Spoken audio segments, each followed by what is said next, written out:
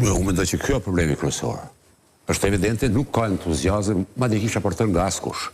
Jo vetëm nga vetëvendosja, as nga opozita nuk ka entuziazëm për ta bërë qeverinë. Kjo shifet, kjo është shumë evidente, por më duhet të them një gjë.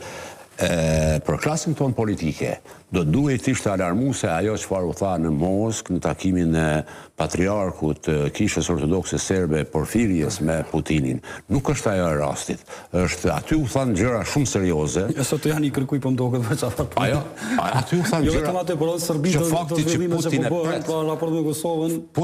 Fakti që Putin e pret Porfirijen dhe Porfirije i thot se më 9 maj në Moskë do t'jetë Vučić, del që ai praktikisht ka prezantu interesat serbe.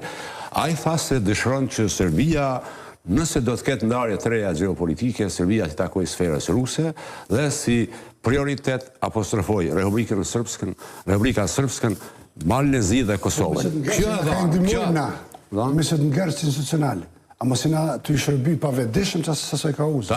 Tani, unë vetëm duhet të them këte. Klasa politike e ynë duhet të jetë e vetëdijshme për një moment shumë delikat. Nuk e përjashtoj mundësinë që në një periudhë shumë të shkurtër përcaktohen sfera të reja të interesit dhe pastaj Kosova gjendet në një situatë gocit. Është momenti me utut që tash pra për pasuesve e skenës politike. Këte do ta tregoj. E kam fjalën jo për qytetarët për shtetin, mirë po për fasues, pra se çfarë kanë situata shumë serioze, nuk ka kush çat fat frigohet merr përgjegjësi për vendin e vet. Këte do ta tregoj koha nëse kemi të bëjmë me një javë të dytë. Nëse ajo përfundon, konkludohet pa praninë tonë, normalisht që nuk do të jetë në favorin tonë, dhe çfarë mund bëj klasa politike në këtë moment? Nëse del që tani është duke u bërë ndarje e sferave të interesit, si një javë, nëse kemi të bëjmë një javë të dytë,